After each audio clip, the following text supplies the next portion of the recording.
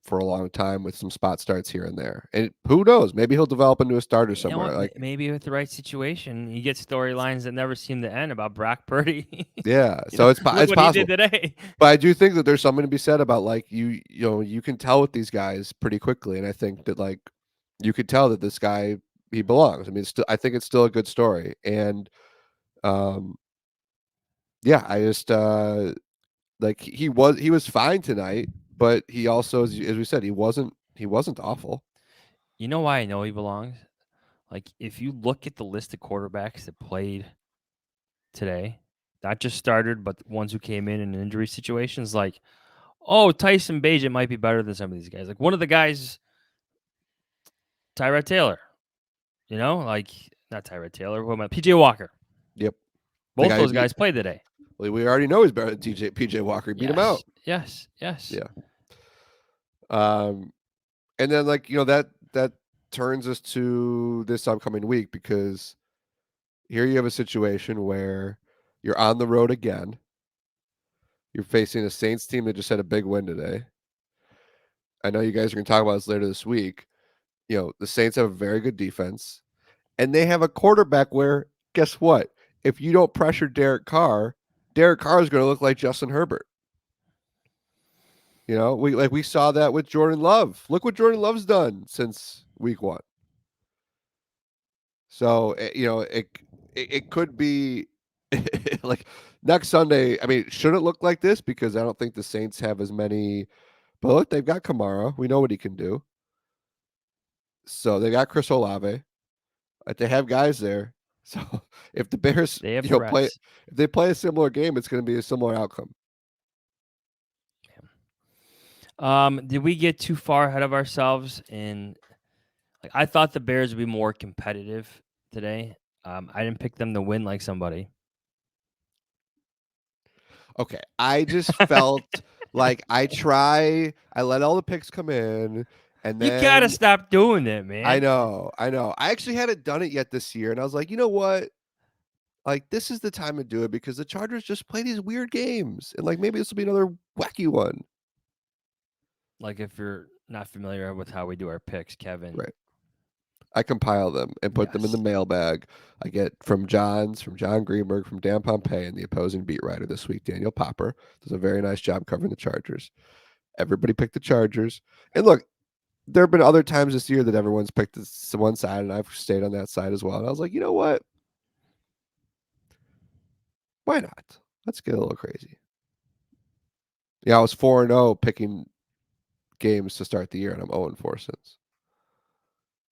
Really? I picked the Bears. Are I picked we against the like? Bears all for first 4 weeks. I'm standing by my philosophy now. It's difficult to pick the Bears. It just is. I do think there are some good things going on. The run defense is working. Jalen Johnson's playing well. DJ Moore is DJ Moore, even though he was only targeted once in the second half today. I'm guessing when we watch the tape, I'm guessing that we're going to see the offensive line did all right tonight. Outside, you had the penalties were bad. Lucas Patrick had a couple in a row. Cody obviously did not look good. great on that Bosa sack on the Joey first Bosa drive. will do that to players, but yes. But there were a few runs on that scoring drive. Like you could see, I'm guessing it looked okay. I'm guessing it didn't look that bad. And you might get Braxton Jones back next week. Why did that big Dante Foreman run called back for illegal hands to the face by Lucas Patrick? Yep. Tyson Bagent's final numbers 27 for 30, 25 37, 232, 1 sack, 2 interceptions. That one to DJ Moore wasn't an overthrow to Darnell Mooney. We should talk about this for a little bit. It was a miscommunication with DJ Moore. He thought he was stopping. DJ Moore continued. He threw the ball. Tyson Bagent accepted the blame. He wanted the blame. He said he had to get to his next progression on that. Darnell Mooney might have been it. Mooney looked open, but those miscues happen. They do. I'm looking up a stat here, so keep filibustering. Keep talking. You want stats? Cole Kmet, 10 for 10. 10 targets, Yeah, 10 receptions. it's funny. He didn't have a single catch last week. Mm-hmm. Mm-hmm. All right, so I got Go ahead. I got something for you. Okay, so I told you how the Bears are on a 6-game Sunday night losing streak, right? 7 games now. Here are the quarterback numbers in those previous 6 losses. Are you ready? All right, here we go. Did you need me to say yes? Oh, yes, I'm I was ready for these hoping, bad stats. Go ahead. kind of hoping for it. Okay, 2019 Week 11 in LA. Mitch Trubisky, 24 for 43, 1 touchdown, 1 interception, 190 yards passing, passer rating 65.1. Later that season, Week 16, back at Soldier Field, 26-3 loss to the Chiefs, 18 for 34, 157 yards, no touchdowns, no interceptions, 65.4. The next season, Mitch again, this time in Green Bay, 26 for 46, 3 touchdown passes. I think that was the game where it was like was that the game where it was like a crazy first half where they were like, he was throwing all these touchdowns and then he had the 2 picks? I'm thinking of another game. Anyways, passer rating 74.7. Next year, first game of the season at LA, Andy Dalton, 27 for 38, 206 yards, no touchdowns, 1 pick, 72.9. Later that year, Bears at Packers. This was the one where the Bears had an amazing first half. 18 for 33, Justin Fields, 224 yards, 2 touchdowns, 2 picks, 70.8. And then week 2 last year at Green Bay, Justin Fields, 7 for 11, 70 yards, 43.8 passer rating. What's that Michael Scott line where what does he say to Kevin? He's got the Toby line. Like, why are you the way that you are? Damn it, Kevin. Damn it, Kevin. Damn it, Kevin. Before we Sorry get for out of here, doing that, but like the point, I'm just again, it's like I don't want to like create these low expectations, a low bar, but I think it's okay to have a fair bar and fair expectations for an undrafted rookie from a Division II school in his first ever road start on prime time. Like he was fine. We've seen much worse. I was thinking of Tyrod Taylor. He suffered that gruesome rib injury today. Did you see that? I missed that. He's spending the night in the hospital. Oh, goodness. Not good. Not good. A lot of Yikes. backup quarterbacks playing. Kirk Cousins, my guy. That's such a bummer. He's hurt. Yeah. Who's going to play for them? Who came in for them? Nick Nick Mullins. Mullins. Yeah. Yeah, be ready for a Monday Night Football. Thanksgiving, capping off Thanksgiving weekend, ESPN, ABC, Bears, Vikings. What if it's Tyson Bagent, Nick Mullins? Oh, boy. It's probably going to be Justin Fields with Nick Mullins, but yeah. Before we get out of here, do you want to talk about the officials real quick? Like, here's my. I'm trying to come up Hey, with. tell you what, Johnsy, it's hard enough to beat the Chargers when they've got 11 players on the field, but it was like playing against 15 when you think about the Zebras and the way they were just calling the plays against the Bears. I wonder how much those guys get paid. Early whistle, Darnell Mooney. Early whistle, Cole Kmet. early-ish whistle for Cole Kmet. Like, here's my thought on this: is yes, it does seem like an inordinate amount of calls go against the Bears, but like, here's my theory why. It's because the good things for the Bears are just so few. Yep. That when you have so few, and when those few are ruined, when some of those few are ruined by the officials, it just stands out more. If the Bears produce more good things, maybe the officials are less of a storyline. That's my theory. That's my hypothesis. That's what I'm going with. Yeah, I think, look, like breaks come to good teams. Like it's just, you like, what's the line? You rather be lucky than good sometimes. Yeah. And the What's the Bears other don't. line? Good teams make their own luck or something like Yeah, that. yeah. I also thought that the PI on Tyreek Stevenson, Oh, I didn't like that one. we talked about that. And you know what? I think that was a really quick whistle.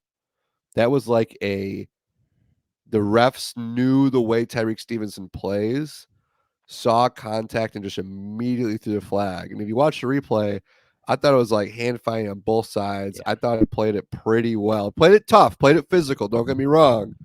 Like in today's NFL, that does get called, but I thought that was a quick heave of the flag on him.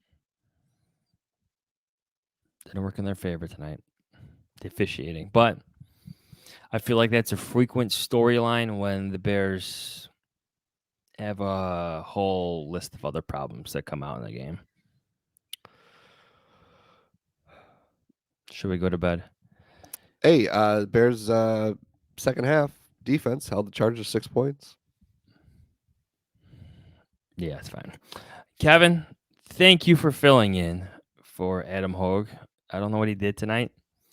I'm sure he's sleeping in Chicago. It is now 1:22 Chicago time. I could barely speak. You know what Hoge's doing? Hoge's drawing up a punt where he's going to have the personal protector next to the punter, like Travis Homer was lined up tonight for that one punt. Did you see what happened to Travis Homer on that play? Then he got leveled. That was strange. It's weird. Very strange. That is going to be a question from Adam Hoge, I'm sure enough, at the press conference on Thursday. Coach Hoge. Coach Hoge. He does call him Coach. Does. He does. Kevin, any final thoughts? That's what Adam asks. He asks me that all the time.